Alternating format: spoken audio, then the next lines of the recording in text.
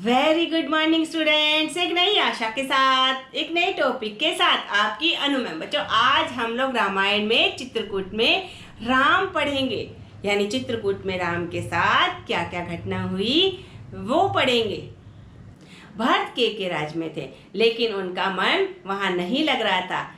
उनके नाना उनके मनोरंजन के लिए कई तरह के साधन जुटाते, लेकिन भरत और शत्रुघ्न का मन वहाँ नहीं लग रहा था। एक दिन भरत ने एक भयानक सपना देखा। उन्होंने देखा समुद्र सूख गया है, चंद्रमा धरती पे गिर गया है, वृक्षों के पत्ते टूट टूट कर जमीन पे गिर रहे हैं। एक राक्षसी उनके पिता के बालों को खींचकर ले जा रही है और गधे रथ खींच रहे हैं। इस प्रकार का विचित्र सपना देखकर भरत घबरा गए और उन्होंने यह सपना अपने नाना जी को बताया। भरत अपना सपना अपने नाना जी को बता ही रहे थे, तभी अयोध्या से एक घुड़सवार दूत वहां पहुंच गया और उसने तुरंत भरत और शत्रुघ्न को अयोध्या लौटने की सूचना दी। सूचना पाते ही भरत और शत्रुघ्न अयोध्या लौट आए। उनके पिता ने उनके लौटने के लिए 100 रथ और उनके साथ सेना भी भेजी। यात्रा में उन्हें 8 दिन लगे। 8 दिनों के पश्चात जब भरत आए, उन्होंने दूर से ही अपनी अयोध्या नगरी का ध्वज झुका हुआ देखा। चिल्ले आसमान में मंडरा रही थी। इस भयानक दृश्य को देखकर भरत का कलेजा कांप उठा। उन्होंने कहा, यह नगरी मेरी नहीं हो सकती। इतना सूनापन, इतना सन्नाटा मेरी नगरी में कभी नहीं था। जैसे जैसे वो नगरी में प्रवेश कर रहे थे, उनका दिल जोर जोर से धड़क रहा था। सड़कें सूनी थी, तालाबों का पानी सूख चुका था, पशु पक्षी मौन थे, उनका कलरव कहीं सुनाई नहीं दे रहा था। नगरवासी जैसे ही भरत को देख रहे थे, उन्हें धिक्कार रहे थे या उनको देखकर मुंह फेर रहे थे। भरत ने कभी भी अपने नगरवासियों से इस प्रकार के व्यवहार की उम्मीद नहीं की थी। उनको देखते ही सभी नगरवासी मुंह फेर रहे थे। भरत का हृदय अनजाने डर से कांप उठा। वे तुरंत राजमहल में गए। वहां पर अपनी माता को श्वेत वस्त्रों में देखकर उन्होंने पूछा, पिताजी को क्या हुआ है? पिताजी को क्या हो गया? तब माता कैकेयी ने कहा, तुम्हारे पिताजी का निधन हो गया है और वे वहीं चले गए हैं जहां एक दिन हम सबको जाना है।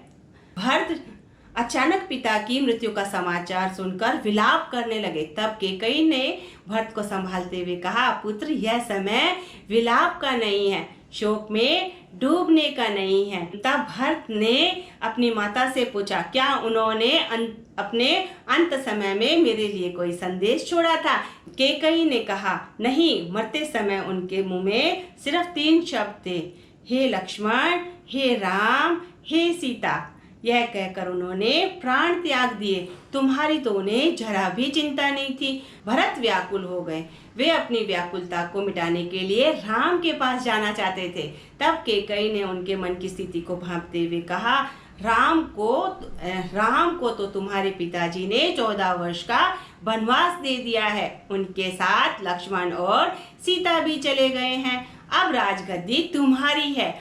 अब तुम राजगद्दी पे बैठकर निष्कंठ राज्य करो। मैंने तुम्हारे रास्ते के हर कांटे को दूर कर दिया है। अब तुम पूरी तरह से राजगद्दी पे बैठकर इसका सुख भोगो। यह सुनकर भरत चौंक गए और उन्होंने कैकेयी को धिक्कारते हुए कहा, ये तुमने क्या कर दिया? तुमने तो पुत्र मोह में आकर अनर्थ कर डाला।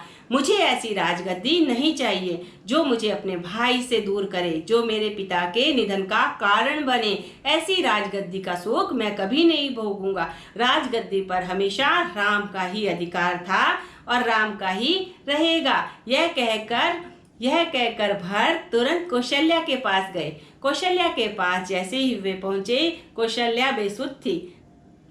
थोड़ी देर बाद में जब उन्हें होश आया, उन्होंने भरत को आशीर्वाद दिया और कहा कि पुत्र, अब तुम अयोध्या नगरी की राजगद्दी पर निष्कंटक बैठ सकते हो। मेरा राम तो 14 वर्ष के वनवास के लिए तुमने भेज दिया है।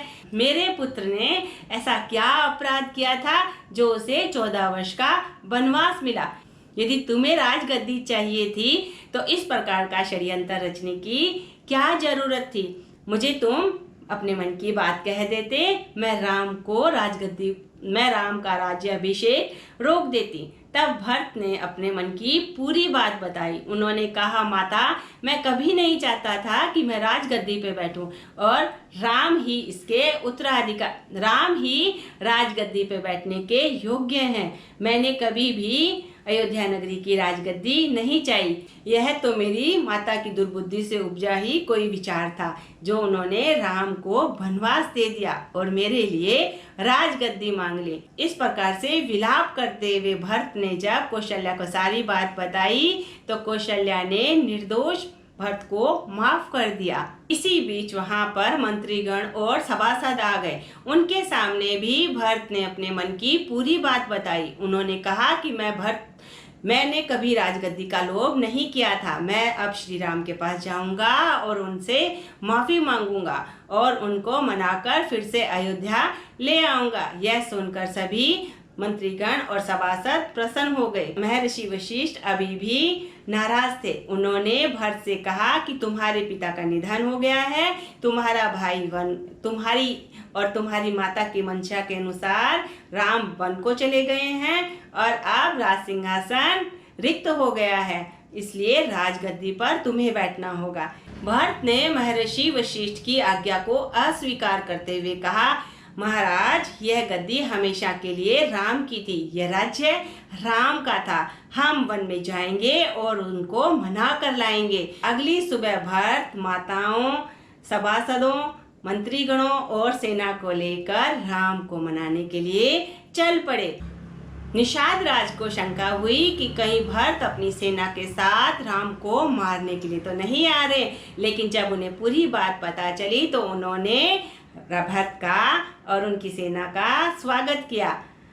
रास्ते में भारद्वाज मुनि का आश्रम पड़ा और उन्होंने भरत को राम के बारे में बताया और भरत को वह पहाड़ी भी दिखाई जिस पे राम ने पर्णकुटी बना रखी थी। रात को सभी नगरवासियों, सेना और सभासदों ने वहां पर विश्राम किया। सबने रात वहीं बिताई। सबके मन में यह संतोष था कि कल राम से मिलेंगे और उन्हें मनाकर अयोध्या ले आएंगे। आगे घना जंगल था। सेना चली तो रास्ते में धूल उड़ने लगी। इस प्रकार से वन में खलबली मच गई और उन्हें दूर से आता देखकर लक्ष्मण भी चौंके। लक्ष्मण ने राम को सचेत करते हुए कहा कि भरत अपनी सेना सहित आपको मारने आ रहा है ताकि वह निष्कंटक होकर अयोध्या पर राज कर सके। राम ने लक्ष्मण को समझाया, वीर पुरुष कभी भी धैर्य का साथ नहीं छोड़ते, इतना उतावलापन ठीक नहीं है। भरत के बारे में इस प्रकार के दुष्विचार रखना अच्छी बात नहीं है। भरत ने पहाड़ी के नीचे ही सेना को रोक दिया और भरत और शत्रुघ्न दोनों ही पहाड़ी पर तेजी से चढ़ने लगे। उनके पैरों की गति बढ़ने लगी। जैसे ही वो पहाड़ी पे चढ़े उन्हें एक छवि दिखाई दी। वो छवि थी राम की। राम शिला पे बैठे थे। उनके पास माता सीता और लक्ष्मण भी थे। भरत और शत्रुघ्न ने जैसे ही उन्हें देखा वे दौड़कर उनके पास गए और उनके चरणों से लिपटकर फूट फूट कर रोने लगे। भरत का इस प्रकार से विलाप करते देखकर राम से रहा नहीं गया। उन्होंने उठकर दोनों को गले लगा लिया। इस प्रकार से भरत का दुख कुछ कम हुआ, लेकिन अपने भाई से लिपटकर वे रोते ही रहे। वे साहस नहीं कर पाए कि वे अपने पिता के निधन का समाचार राम को सुना पाए। बहुत कोशिश करने के बाद उनके मुख से सिर्फ इतना ही निकला कि पिताजी नहीं रहे। आपके जाने के 6 दिन बाद में उन्होंने दुख में प्राण त्याग दिए। यह सुनकर राम, लक्ष्मण और सीता दुख में डूब गए। जब राम को पता चला कि भरत और शत्रुघ्न के साथ में केवल सेना ही नहीं, गुरुजन और माताएं, नगरवासी आए हैं, तो वो तुरंत पहाड़ी से नीचे उतरे। सबसे पहले राम ने कैकेयी माता को प्रणाम किया।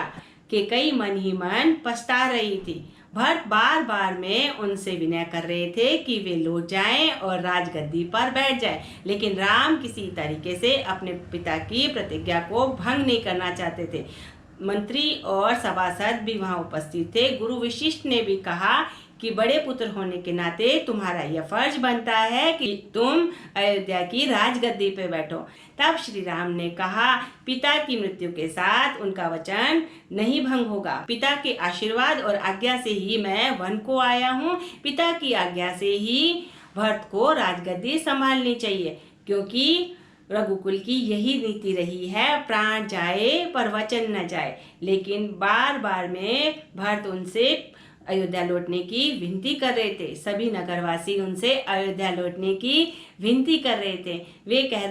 भरत कह रहे थे, मैं तो आपका आजीवन दास बनकर रहना चाहता हूँ। आप राजगद्दी संभालना मेरे बस की बात नहीं है। राम ने उन्हें राजकाज के सारे नियम समझाए, लेकिन भरत कुछ भी सुनने के लिए तैयार नहीं थे। राम ने कहा, सूर्य पानी के समान ठंडा हो सकता है, चंद्रमा अपनी शीतलता त्याग सकता है, समुद्र अपनी मर्यादा छोड़ सकता है, लेकिन मैं अपने पिता की आज्ञा का उल्लंघन नहीं कर सकता। इस प्रकार सभी के समझाने पर भी राम अपनी प्रतिज्ञा पर अटल रहे। वे किसी प्रकार से भी अयोध्या नहीं लौटना चाहते थे और अपने पिता के वचन को भंग नहीं करना चाहते थे। बार बार समझाने के बाद में भी भरत नहीं माने और उन्होंने कहा कि आप नहीं जाएंगे तो आपकी चरण पादुका ही दे दीजिए, वही राजगद्दी पर उन्हें ही मैं राजगद्दी पर विराजमान करूंगा, उनका ही शासन चलेगा। जब तक आप नहीं लौटेंगे मैं इन चरण पादुकाओं को ही राजगद्दी पर रखूंगा और इनकी सेवा करूंगा। ऐसा कोई काम नहीं करूंगा जो इन चरण पादुकाओं की मान मर्यादा को ठेस पहुंचाए। इस प्रकार से राम ने भरत का यह आग्रह स्वीकार कर लिया और अपनी चरणों पादुकाएं भरत को दे दी। भरत ने चरणों पादुका लेकर अपने सिर पर विराजमान की और वे अयोध्या की तरफ लौट पड़े। उन्होंने आते ही चरण पादुकाओं का पूजन किया और चरण पादुकाओं को राजगद्दी पर विराजमान किया। स्वयं तपस्वी रहे, वे कभी भी अयोध्या नहीं गए, नंदीग्राम में ही रहे और तपस्वी जीवन जिया। उन्होंने कहा, जब तक ये चरण पादुका पहनने वाला नहीं लौटता तब तक मैं इन चरण पादुकाओं की सेवा करूंगा, इनकी मर्यादाओं का ध्यान रखूंगा। मैं इन चरण पादुका पहनने वाले की प्रतीक्षा करूंगा पूरे 14 वर्ष। इस प्रकार से भरत 14 वर्ष तक उन चरण पादुकाओं की सेवा करते रहे और तपस्वी जीवन जीते रहे। तो बच्चों, आज हमने क्या किया? आज हमने चित्रकूट में भरत किया। तो इसमें कई प्रकार के प्रश्न आपसे पूछे जा सकते हैं। भरत कहाँ गए हुए थे, वे कैसे लौटे, उनको आते ही किस प्रकार का समाचार मिला, अयोध्या नगरी को देखकर उनके मन में किस प्रकार की शंका उत्पन्न हुई, क्या उन्होंने राजपाट स्वीकार किया, अंत में भरत क्या लेकर लौटे। तो इस प्रकार के प्रश्न आपसे पूछे जा सकते हैं। यदि आपको मेरा यह प्रयास अच्छा लगा है तो आप मेरे वीडियो को लाइक कीजिए, कमेंट कीजिए और शेयर करना मत भूलिए, क्योंकि धार्मिक ग्रंथों और धार्मिक कथाओं के बारे में जानना बड़े ही सौभाग्य की बात होती है। धन्यवाद।